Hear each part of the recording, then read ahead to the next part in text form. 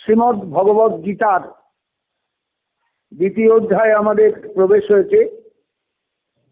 গতকাল যে পর্যন্ত আমরা একটু আলোচনা করেছিলাম,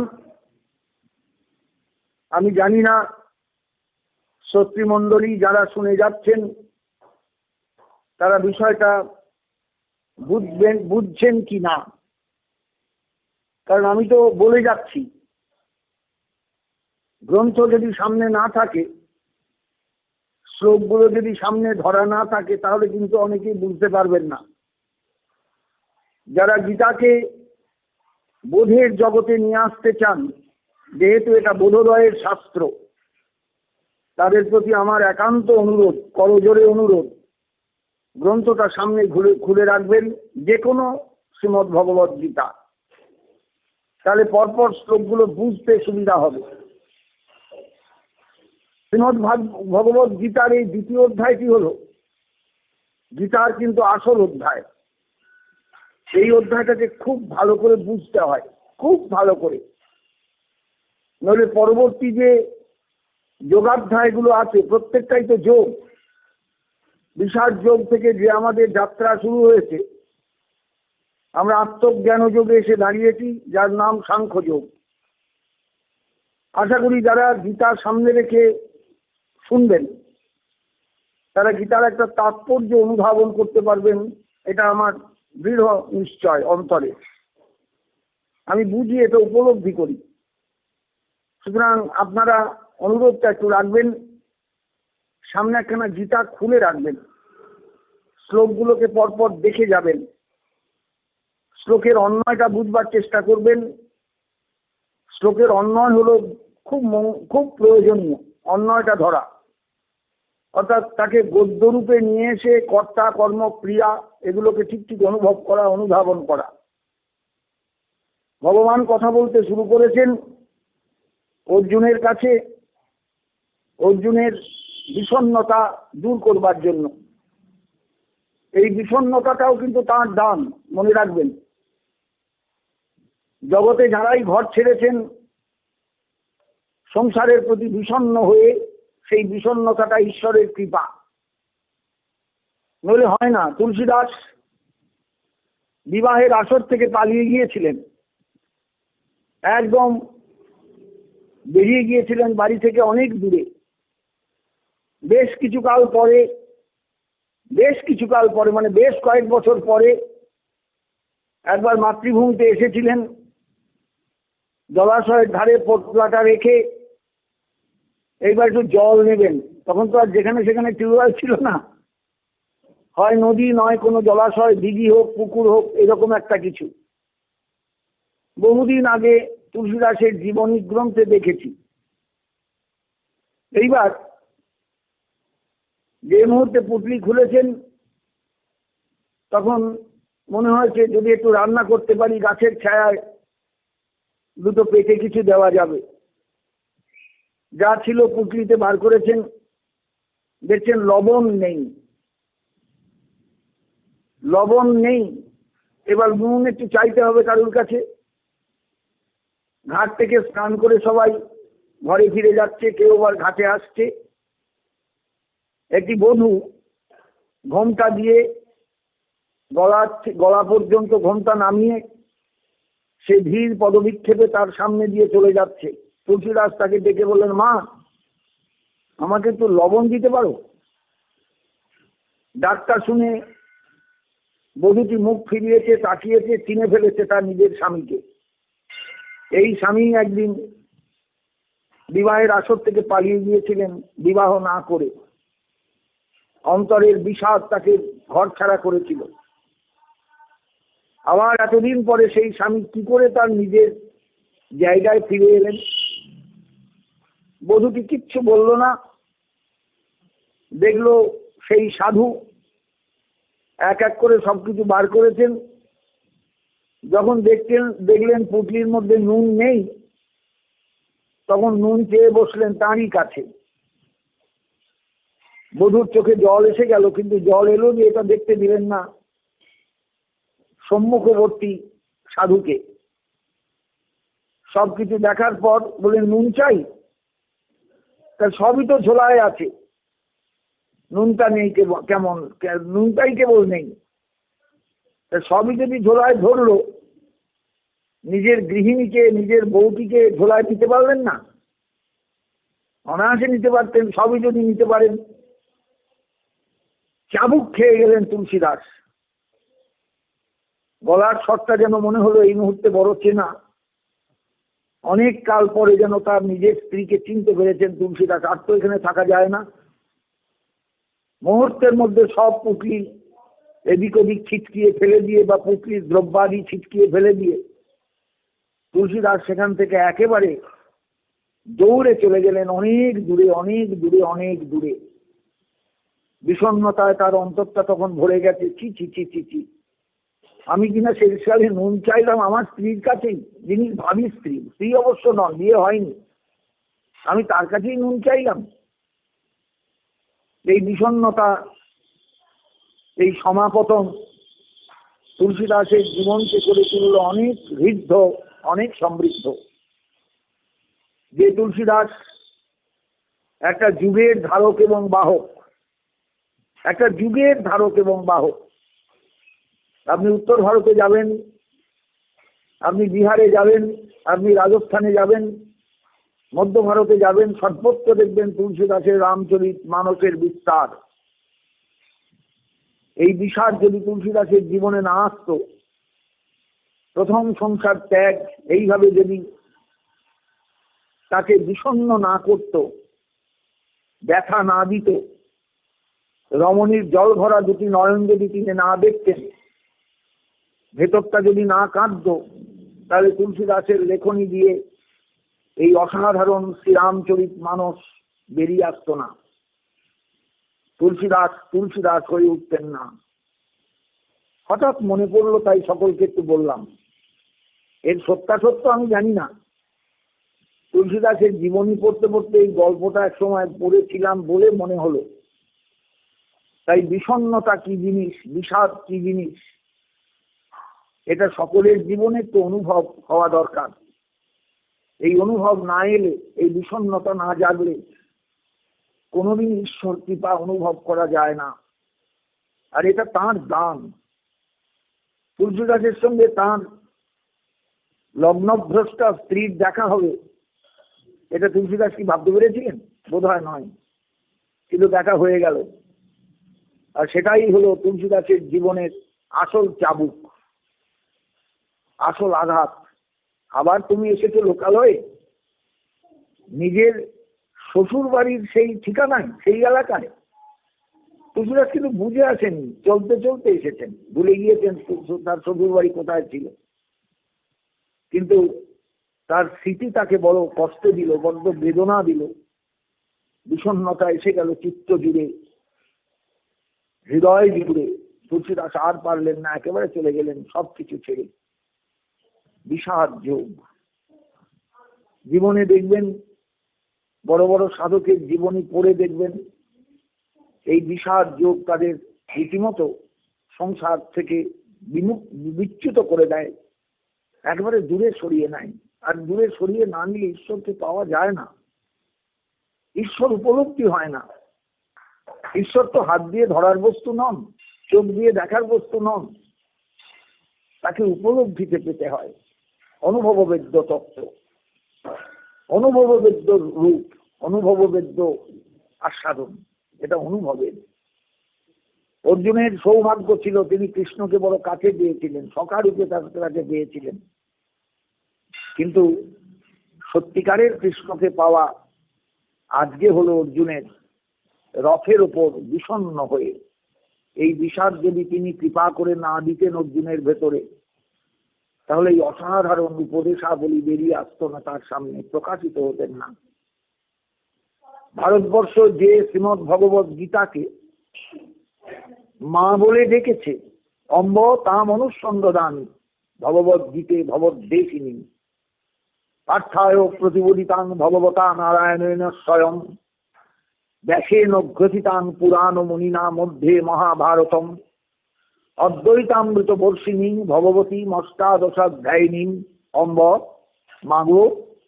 পরিষ্কার সম্বোধনের বাংলা করলেই দাঁড়াবে, তা মনুসন্ধরামি ভগবদ্গীতে। হে ভগবদ্গীতে, হে জননী আমার, মা আমার, আমি তোমার আশ্রয় নিলাম। তুমি ভবদ্বেষিনী, তুমি ভবরোগের হাত থেকে মুক্তি দিতে পারো। আমরা সবাই ভবরোগগ্রস্ত, আসছি যাচ্ছি সংসারে কেবল, কিন্তু কখনো বুঝি না আমি আসছি আমি যাচ্ছি কেবল। এক এক রূপে, এক এক নামে, এক এক পরিচয়ে, এক এক ঠিকানায় আমরা মনে করছি নতুন জীবন পেলাম, নতুন সংসার পেলাম, নতুন ছেলে পেলাম, নতুন মেয়ে পেলাম, নতুন স্বামী পেলাম, নতুন স্ত্রী পেলাম। কোনোটাই নতুন নয়, সব পুরনো, সব পুরনো, সব পুরনো। আমার স্ত্রীও অন্য জায়গায় ছিলেন, আজকে আমার স্ত্রী হয়ে পাশে এসেছেন। আমার স্বামীও অন্য রূপে অন্য জায়গায় ছিলেন, আজকে আমার স্বামী হয়ে পাশে এসেছেন। আমার ছেলে মেয়ে অন্য জায়গায় ছিল, আজকে তাদের কর্মফল ভোগ করবার জন্য তারা আমার সন্তান হয়ে এসেছে। জড়িয়ে গেছি আমরা সবাই এইভাবে সংসারের মায়ায়, সংসারের ঘূর্ণিপাকে, সংসারের বেড়ার মধ্যে। আমরা উপলব্ধি করি কি ব্যাপারগুলো?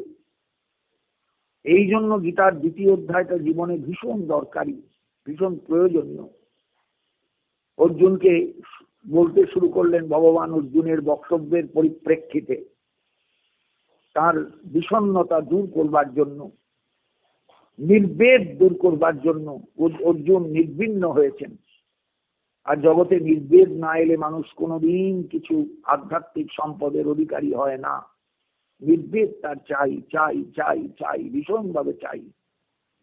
এই নির্বেদ তার জীবনে বড় দরকারি জিনিস। এটা কোথাও পাওয়া যায় না, এটা উপার্জন করা যায় না, এটা ব্যাংকে রাখা যায় না, এটা সম্পদ হিসাবে গণ্য হলেও তথাকথিত জগতের সম্পদের সঙ্গে এর কোনো তুলনা নেই। এটা একদম আলাদা। এটা ঈশ্বর কৃপার দান, ঈশ্বর কৃপায় পাওয়া যায়। অর্জুন সেই নির্বেদের অধিকারী। চোখে তখনও তার জলধারা বইছে। অর্জুনকে বলছেন ভগবান, অসচ্চান্ন শোচস্তং প্রজ্ঞাবাদাংশ ভাসসে গতাসু নবতাসংশ নানু শোচন্তি পণ্ডিতা। অর্জুন, জানিয়ে শোক করা উচিত নয়, অসচ্য যা, তাই নিয়ে তুমি শোক করছো, তোমার অনুশোচনা জাগছে, আবার কথা বলছো খুব জ্ঞানীর মতন। এটা তো ঠিক নয় অর্জুন, এটা তো ঠিক নয়।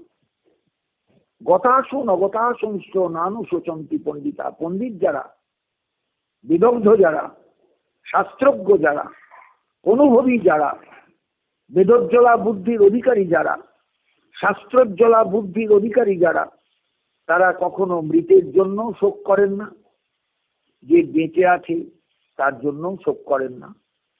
তাদের কাছে শোকের কিছু নেই। এগুলো জগতে হবেই, থাকবেই। এগুলোকে নিত্য বলে তারা মনে করেন।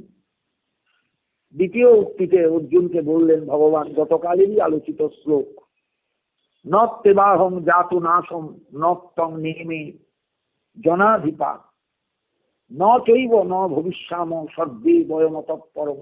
অর্জুন, ন তো এব অহং জাতু আসম।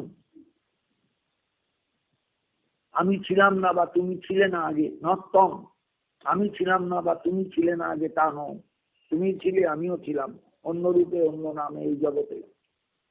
নেমে জনাধিপা ন ইমে জনাধিপা। এই যে রাজারা যুদ্ধ করতে এসেছেন ভারতের বিভিন্ন প্রান্ত থেকে, বিভিন্ন ভাষাভাষী রাজারা, তাদের বিরাট সৈন্যবাহিনী নিয়ে এসে যুদ্ধে যোগ দিয়েছেন, হয় পাণ্ডব পক্ষে নয় কৌরব পক্ষে। তাকাও এদের দিকে একবার, পেছনে তাকাও, সামনে তাকাও, তুমিও সবাইকে চিনতে পারবে না। কিন্তু তারা তাদের কর্মফল ভোগ করবার জন্য এই যুদ্ধক্ষেত্রে এসে দাঁড়িয়েছেন। এরাও ছিলেন না তা নয়, ছিলেন। ভবিষ্যতে থাকবেন না তা নয়, থাকবেন। ন চৈব ন ভবিষ্যাম।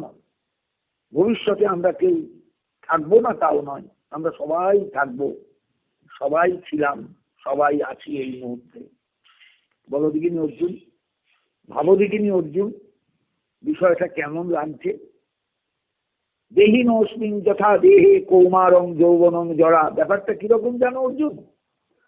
এই দেহের মধ্যে যখন বাল্যদশা কেটে গিয়ে কৌমার কাল আসে, তখন আমরা বাল্যদশার জন্য ব্যাকুল হই না। কৌমার চলে গিয়ে যখন যৌবন আসে তখন কৌমার কালের জন্য ব্যাকুল হই না।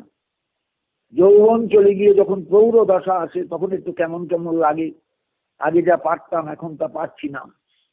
প্রৌঢ় দশা গিয়ে যখন বার্ধক্য আসে তখন কষ্ট হয়, সবই তো আমি করেছি এককালে একা হাতে, আজকে পারছি না, আজকে আমার সহায় দরকার হয়ে পড়েছে। তার মানে সবই আমি, কিন্তু আমার যৌবন, আমার কৌমার, আমার প্রৌঢ় দশা, আমার বার্ধক্য সব কিন্তু পৃথক।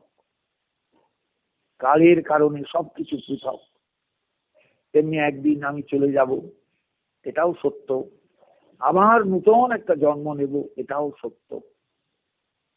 বাল্যদশা থেকে কৌমারে এসে, কৌমার কালে এসে আমরা কি ভাবি যে বাল্যদশার দশাটা মিথ্যা? কখনো না। কৌমার কাল থেকে যৌবনে পা দিয়ে, যুবক অবস্থায় যৌবনে, তখনও কি ভাবি যে কৌমার কালটা মিথ্যা ছিল? তা তো নয়। আবার যৌবন থেকে যখন প্রৌঢ় দশায় পা দিই তখন কি বলবো যে সেই আমি, আজকের আমি সম্পূর্ণ আলাদা, ছবিতে আলাদা, লোকচক্ষুতে আলাদা, বয়সে আলাদা, আমরা আলাদা, তা কি ভাববো? কখনো নয়। আমারই যৌবন ছিল, আজকে আমি প্রৌঢ়। প্রৌঢ় দশা থেকে যখন বার্ধক্যে আসি তখনও ভাবি আমি কি সেই একই ব্যক্তি? উত্তর হবে হ্যাঁ, আমি একই ব্যক্তি। আজ আমি বৃদ্ধ, একদিন আমার বাল্যদশা ছিল, কৌমার কাল ছিল, যৌবন ছিল, প্রৌঢ় দশা ছিল, আজকে কিন্তু সেগুলো নেই। তাই ঠিক যেমন একটা দেহের মধ্যে কৌমার আসে, যৌবন আসে, প্রৌঢ় দশা আসে, বার্ধক্য আসে, আমরা যেমন ভাবি সবই কিন্তু এক দেহের পরিণতি, ক্রম পরিণতি, তেমনি এই জীবনটাও তাই। তথা দেহান্তর প্রাপ্তি, তেমনি একদিন যে চলে যাব, আবার একটা দেহ পাবো, এটাও কিন্তু সত্য। দেহের কৌমার যেমন সত্য, বাল্যদশাকে অপেক্ষা করে, যৌবন যেমন সত্য, কৌমার কালকে অপেক্ষা করে, প্রৌঢ় দশা যেমন সত্য, যৌবনকে অপেক্ষা করে, বার্ধক্য যেমন সত্য, প্রৌঢ় দশাকে অপেক্ষা করে, তেমনি মৃত্যুও সত্য, সবকিছুকে অপেক্ষা করে। মৃত্যুর পর দেহান্তর প্রাপ্তিও সত্য, সব কিছুকে অপেক্ষা করে। আমরা আছি, চিরকাল আছি, চিরকাল ছিলাম। কাজে যারা ধীর ব্যক্তি, যারা বুদ্ধিমান, বিচক্ষণ, তারা কখনো সংসারের এই পরিবর্তনে মোহগ্রস্ত হন না। তুমি এই মৃত্যু ভয়ে ভীত হয়ে এরা সবাই মারা যাবে, তোমার হাতে মরবে, এসব ভেবে চিন্তা করছো কেন? ভেবে চিন্তিত কেন? আমি তো মনে করি তোমার এই চিন্তা অমূলক, কোনো কারণ নেই এই চিন্তার পেছনে, কিচ্ছু কারণ নেই, কিচ্ছু কারণ নেই। তুমি অযথা চিন্তা করছো অর্জুন। ভুলে যেও না, মাত্রা স্পর্শাস্তু কন্তে ও শীতোষ্ণ সুখ দুঃখদা আগম অপাইন অনিত্যা স্থান স্থিতিক্ষস্য ভারত। জগতে সব কিছুকে সহ্য করতে হয়। তিতিক্ষা একটা সাংঘাতিক ক্ষমতা জীবের ঈশ্বর দিয়েছেন, সহ্য করার ক্ষমতা। তুমি শীত সহ্য করো না? এই যে যুদ্ধক্ষেত্রে এসেছো, কুরুক্ষেত্রে রণভূমিতে হু হু করে বাতাস বইছে, সেই বাতাসে শীতের হিমেল আমেজ ভালো লাগছে? ভালো লাগছে না। কারণ এখন তো যুদ্ধের গরম তোমার গায়ে লাগেনি, যুদ্ধের তাপ তোমাকে স্পর্শ করেনি, শুধু সূর্যের তাপ তুমি একটু পাচ্ছ। রথের ফাঁক দিয়ে সূর্যের আলো যখন তোমার গায়ে এসে পড়ছে মনে হচ্ছে খুব আরাম। যখন তুমি ছায়ায় আছো রথের, তখন মনে হচ্ছে না, বড্ড ঠান্ডা লাগছে। এগুলো সবই মাত্রা স্পর্শা। ওর যে মাত্রা স্পর্শা মানে ইন্দ্রিয়ের মাধ্যমে পাওয়া দুঃখ এবং শোক এবং আনন্দ। নিয়ন্তে জ্ঞায়ন্তে বিষয়া আভিরীতি মাত্রা ইন্দ্রিয় বৃত্তয়। মাত্রা মানে হলো ইন্দ্রিয়ের বৃত্তিগুলো। কখনো আমরা ইন্দ্রিয়ের মাধ্যমে সুখের আস্বাদন করি, কখনো দুঃখের। তাছাড়া স্পর্শা বিষয় সহ সম্বন্ধ, শ্রীধর স্বামীপাদ তার টিকায় ব্যাখ্যা করছেন।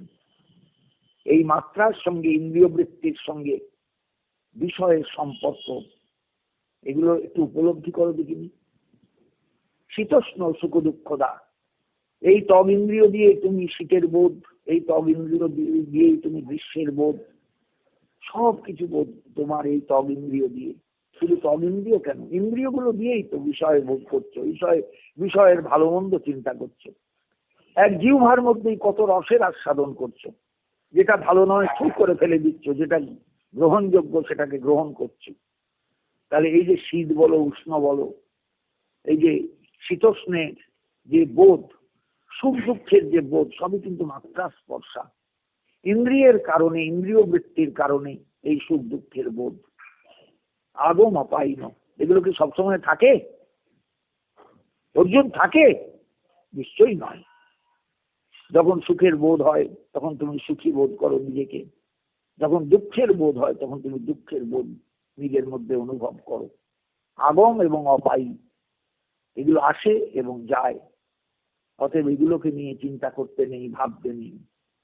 জগতে প্রিয়জনের বিয়োগ জনিত যে শোক, যার ভয়ে তুমি কম্পমান, এই প্রিয়জনের বিয়োগ জনিত শোক তোমায় সহ্য করতে হবে। আমরা সহ্য করি না। বাবা চলে যান, মা চলে যান, বন্ধু বান্ধব চলে যায়, পরিচিত জন চলে যায়।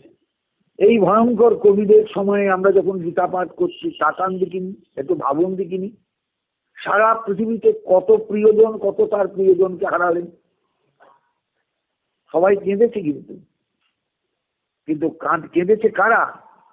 যারা ঠিক ঠিক উপলব্ধি নিয়ে জগতে চলে না, তারা কেঁদেছে। আর যারা উপলব্ধি নিয়ে চলে তাদের চোখে কিন্তু জল আসবে না। বিশ্বাস করবেন কিনা জানি না, আমার বাবা চলে গিয়েছেন, মা চলে গিয়েছেন, আমার চোখে এক ফোঁটা জল আসেনি।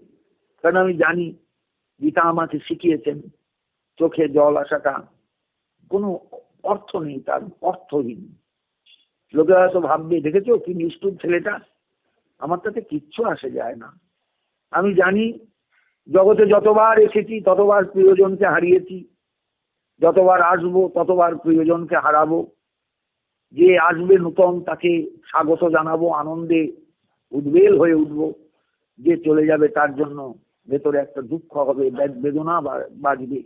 আমার মনে আছে, মায়ের চিতা জ্বলছে, দূর থেকে আমি বসে দেখছি, দাউ দাউ করে চিতা জ্বলছে, রাত্রির অন্ধকার ভেদ করে লেলিহান শিখা অগ্নি অনেক দূর পর্যন্ত উঠে যাচ্ছে।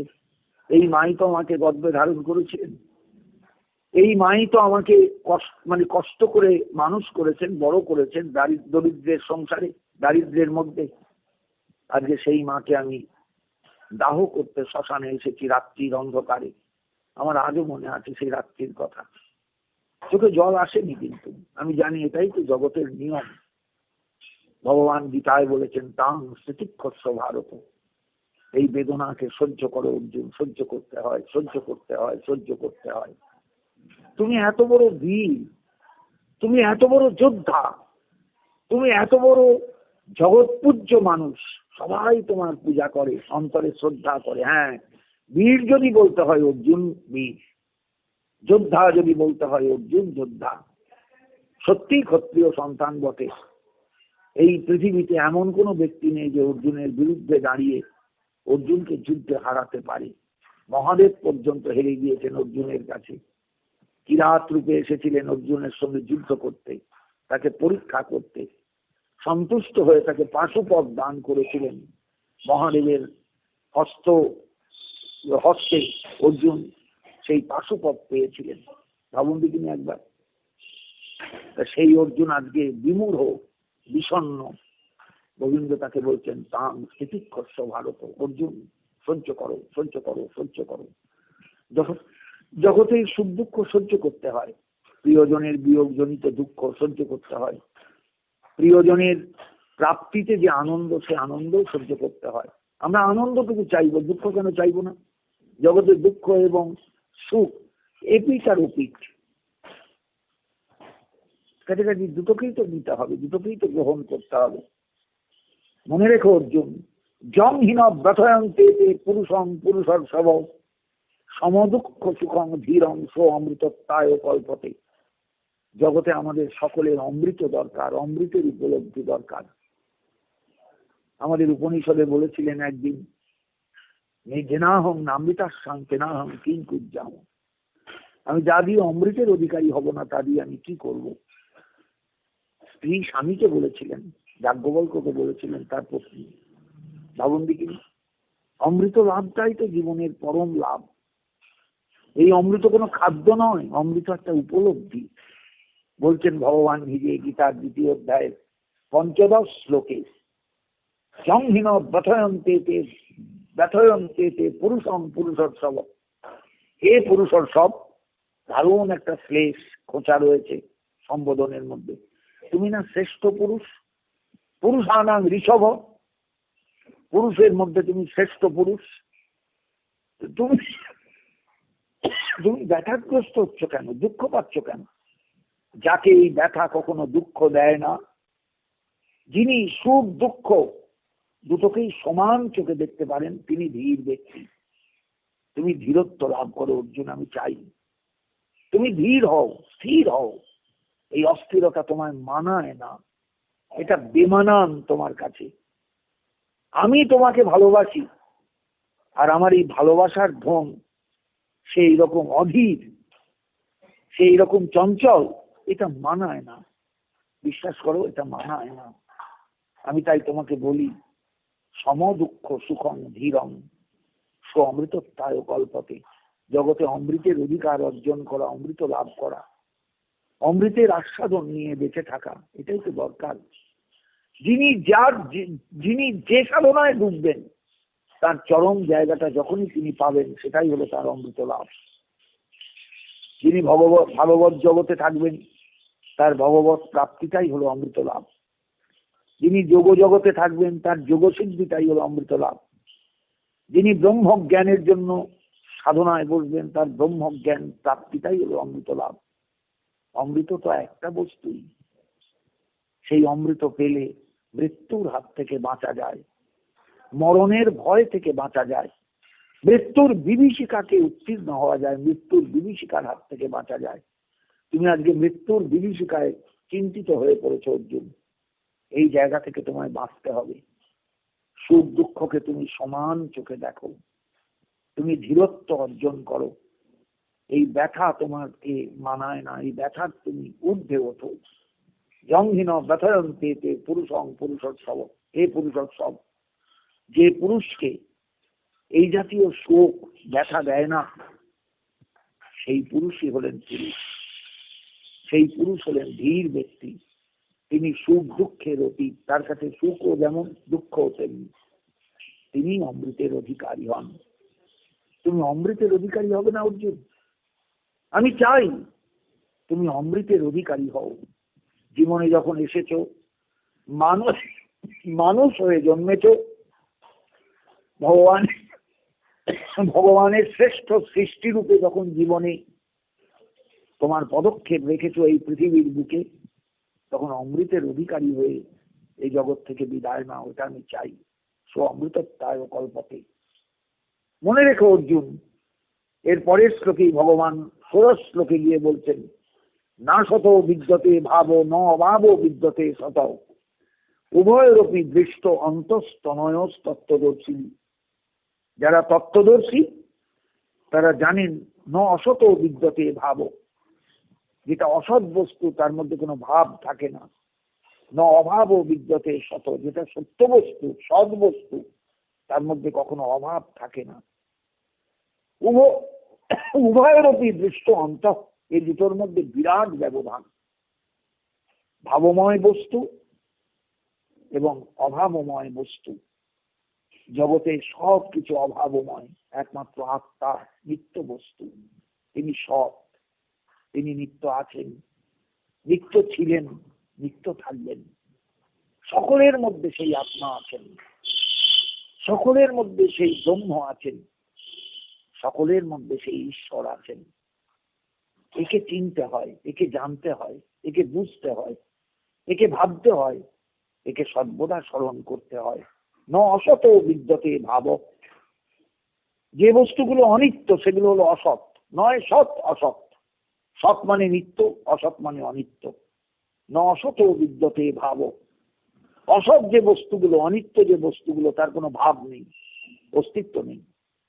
ন অভাব বিদ্যতে শত, আর সৎ যে বস্তুগুলো, নিত্য যে বস্তুগুলো, নিত্য বস্তু একটাই, কিন্তু সকলের মধ্যে তিনি আছেন তো, অতএব সেই জন্য মনে হয় অনেক তার প্রকাশ, অনেক তার রূপ।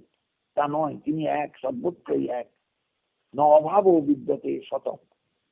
সতের কখনো অভাব হয় না, সৎ বস্তুর কখনো অভাব, অস্তিত্বের কখনো বিভ্রাট হয় না, অস্তিত্বের কখনো বিভ্রান্তি হয় না, অস্তিত্বের অভাব হয় না।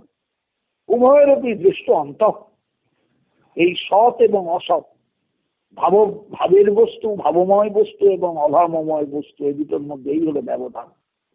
একটা নিত্য আর একটা অনিত্য। জগতে সব কিছু অনিত্য। দেহটা অনিত্য, গেহটা অনিত্য, সব অনিত্য। সংসার অনিত্য, খ্যাতি প্রতিপত্তি সব অনিত্য, অনিত্য, অনিত্য, অনিত্য, অনিত্য। একমাত্র নিত্য বস্তু হলেন আত্মা, নিত্য বস্তু হলেন ব্রহ্ম, নিত্য বস্তু হলেন ঈশ্বর। এই হলো আসল ধারণা। অর্জুন, এই ধারণাটা তোমার দরকার। তত্ত্বদর্শী যারা, তারা এটা বলে থাকেন, তারা এটা বুঝিয়ে থাকেন, তারা এটা সব সময় অন্তরে ধরে নিয়ে চলেন। এবং তোমাকেও সেই তত্ত্বদর্শী হতে হবে। তুমি কত বড় যোদ্ধা এটা তোমার পরিচয় নয়, তুমি তত্ত্বদর্শী কিনা এটাই হলো তোমার আসল পরিচয়। আমরা জগতে আসি, যাই, সংসার করি, খেয়ে পড়ে বেঁচে থাকি, চলে যাই, ব্যাস মিটে গেল, লেটা চুকে গেল। বিষয়টা তা নয়। আমি যখন জগতে এসেছি তখন আমায় তত্ত্বদর্শী হয়ে জগৎ থেকে বেরোতে হবে, যেন তত্ত্বজ্ঞানে বিমূঢ় হয়ে আমি সংসার থেকে না যাই। আমায় তত্ত্বজ্ঞান সম্পন্ন হয়ে জগৎ থেকে বেরোতে হবে।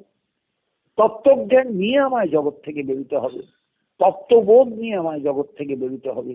এই তত্ত্বজ্ঞানটারই বড় অভাব জগতে। যেন অর্জুন, সবাই সংসার করে, সবাই ছেলে মেয়ে মানুষ করে, সবাই সংসার করে সুখ পেতে চায়, কিন্তু এগুলো কিচ্ছু সুখ নয়। জগতে সব অনিত্য। তো এই সুখও তো অনিত্য। আর এই সুখ যে ভোগ করবে দেহ, সেই দেহের ক্ষমতাও তো অনিত্য। চিরকাল তো এই ক্ষমতা থাকে না। তুমি যৌবনে যে সুখ ভোগ করতে পারবে, তোমার একটু বয়স যেই ভাটির দিকে যাবে, পারবে সেই সুখ ভোগ করতে? সেই সুখ তুমি আর লাভ করতে পারবে? পারবে না।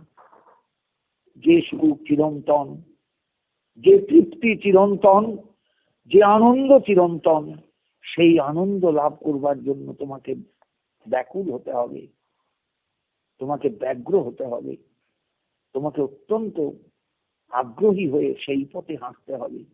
এই পথে কেউ হাঁটে না অর্জুন, এই পথে কেউ হাঁটে না। এই পথটা কঠিন, এই পথটা অত্যন্ত কণ্টকময়। এই পথে যাওয়ার চিন্তা কেউ করে না। আজকে যুদ্ধক্ষেত্রে দাঁড়িয়ে তোমাকে আমি বলতে বাধ্য হচ্ছি যে তত্ত্বদর্শীরা এই কথা বলে থাকে, না শত বিদ্যতে ভাব, ন অভাব বিদ্যতে শত। উভয়েরই দৃষ্ট অন্ত অনরস তত্ত্বদর্শী। তত্ত্বদর্শীগণ এই দুটো বস্তুর মধ্যে ভেদরেখাটাকে এইভাবে চিন্তা করে, যা অসৎ তা অনিত্য, যা সৎ তা নিত্য, যা অভাবী তা সবসময় অভাবী, যা ভাবময় বস্তু চিরকাল তা ভাবময়, তার অস্তিত্বের কখনো ব্যাঘাত হয় না, বিভ্রাট হয় না। সে চিরকাল অস্তিত্ব নিয়ে, তার নিজের সত্তা নিয়ে বেঁচে থাকে। আত্মা চিরকাল আছেন, আত্মা চিরকাল ছিলেন, আত্মা চিরকাল থাকবেন। আত্মার কখনো বিনাশ নেই। ভারতবর্ষের আমাদের সনাতন ধর্মের আসল দুটো সিদ্ধান্তই হলো আত্মার অবিনশ্বরত্ব আর জীবের পুনর্জন্ম। এই দুটো জিনিস বুঝতে না পারলে ভারতবর্ষের সনাতন ধর্মের যে ফিলোসফি, সেই ফিলোসফিকে ধরা যাবে না, বোঝা যাবে না। আত্মা অবিনশ্বর, আত্মা চিরকাল ছিলেন, চিরকাল আছেন, চিরকাল থাকবেন। আর যে জীব, আমি, আপনি, আমরা সবাই আসছি যাচ্ছি, আসছি যাচ্ছি, আসছি যাচ্ছি। আমাদেরও মৃত্যু নেই, যেহেতু জীবাত্মা মৃত্যুহীন, জীবাত্মা অক্ষর, জীবাত্মা নিত্য বস্তু। অতএব আত্মা, এই জীবাত্মা, এই নিত্য বস্তু, এটা অবিনশ্বর, এর মৃত্যু হয় না। আমরা শুধু খাঁচা পাল্টাই। আজকে কর্মফলে আমি মানুষের খাঁচায়, কালকে কর্মফলের কারণে আমি ব্যাঙের খাঁচায় চলে যেতে পারি, তারপরে আমি ব্যাঙের খাঁচা থেকে পাখির খাঁচায় চলে যেতে পারি, পাখির খাঁচা থেকে বিড়ালের খাঁচায় চলে যেতে পারি। কখনো কীট পতঙ্গের খাঁচাতেও যাওয়া অস্বাভাবিক কিছু নয়। কারণ নিকৃষ্ট জনিতে চলে যাওয়াটাই হলো আমাদের প্রতি মুহূর্তের ভয়, প্রতি মুহূর্তের চিন্তা, প্রতি মুহূর্তের একটা ভয়ঙ্কর সংকট। আমাদের এটা বোঝা দরকার প্রত্যেকের।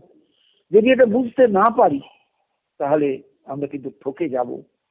আমাদের এত বড় শাস্ত্র গ্রন্থ শ্রীমদ্ ভগবত গীতা থাকলেও আমরা তাকে কোনোদিন কাজে লাগাতে পারবো না জীবনে। আসুন আমরা সবাই সেই শ্রীমদ্ ভগবত গীতাকে একান্ত ভাবে আশ্রয় করার চেষ্টা করি, যাতে শ্রীমদ্ ভগবত গীতার উপদেশাবলী আমাদের জীবনকে আলোকিত করে তোলে, আমাদের জীবনকে পল্লবিত করে তোলে, আমাদের জীবনকে কুসুমিত করে তোলে, আমাদের জীবনকে সুরভিত করে তোলে। আমরা যাতে সত্যি বেঁচে যাই, রক্ষা পাই, এটাই হোক আমাদের একান্ত বাসনা। জয় শ্রীমন মহাপ্রভু, জয় নিতাই, জয় শ্রীমদ্ ভগবত গীতা।